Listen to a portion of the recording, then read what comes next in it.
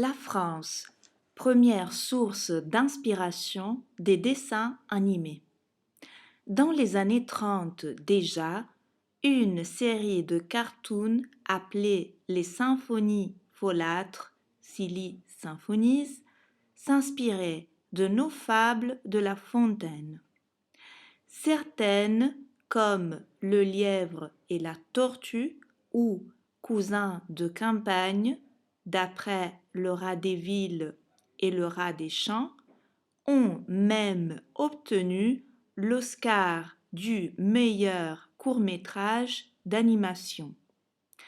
Et à 64 ans de distance, la fable de la cigale et la fourmi a inspiré une symphonie folâtre ainsi que le film Disney Pixar 1001 pattes, où des sauterelles ont remplacé la cigale originelle.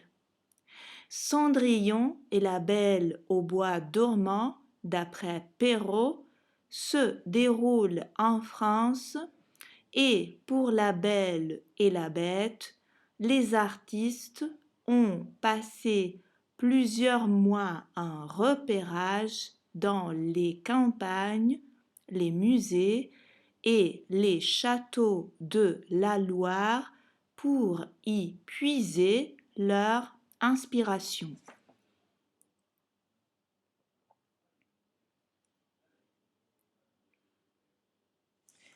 Même réponse, le dernier-né des classiques Disney, tiré d'un conte des frères Grimm, trouve en réalité sa direction artistique du côté de Fragonard et des peintres français du XVIIIe siècle.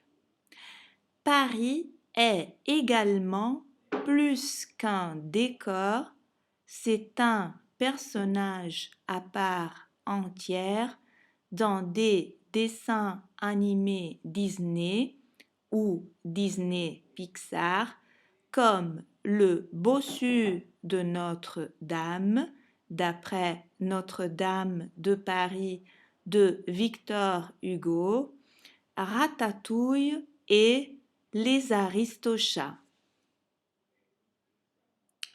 Ce dernier doit d'ailleurs beaucoup à la participation de Maurice Chevalier qui interprète la chanson titre.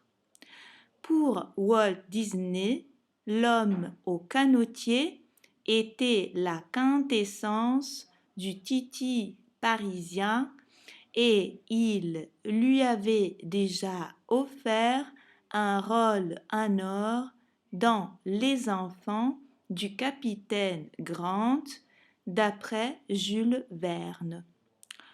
Le père de la science-fiction était d'ailleurs son auteur préféré. L'un des plus grands triomphes en prise de vue réelle des studios Disney a justement été 20 000 lieues sous les mers avec James Mason et Kirk Douglas.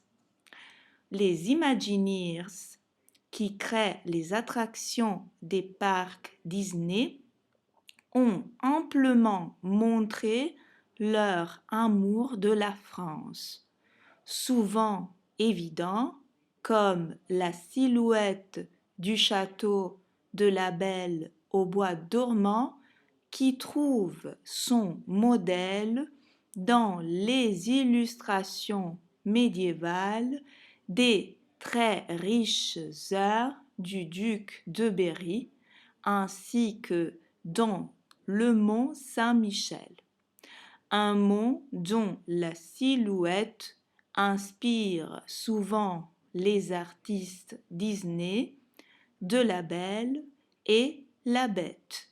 À réponse.